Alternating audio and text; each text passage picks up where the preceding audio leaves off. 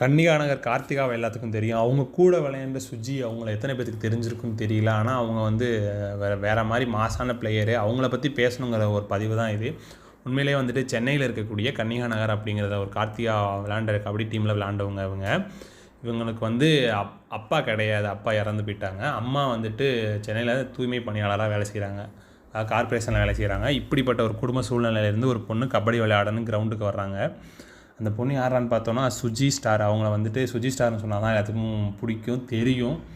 அது அவங்களோட அச்சீவ்மெண்ட்ஸ்னு பார்த்தோன்னா யுவா கபடி சீரிஸ் ஆடியிருக்காங்க. தமிழ்நாடில் வந்துட்டு 5 டைம் ரெப்ரசென்ட் பண்ணி தமிழ்நாடு டீமை ரெப்ரசென்ட் பண்ணி ஆடியிருக்காங்க.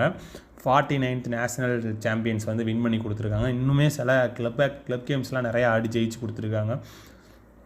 இவங்க இந்தியன் டீமை வந்துட்டு ஆடணும் அப்படிங்கிறதான் வந்துட்டு எல்லாத்தோட வேண்டுகோள். உண்மையிலேயே உங்களுக்கு சுஜியை தெரியும் அப்படின்னா கமெண்ட் பாக்ஸில் சுஜின்னு போடுங்க. ஒன்ஸ் அகைன் நம்ம குரல் சுஜியை மறந்துடாமல் சப்ஸ்கிரைப் பண்ணி சப்போர்ட் பண்ணுங்கள். தேங்க்யூ ஃபார் வாட்சிங் திஸ் வீடியோ.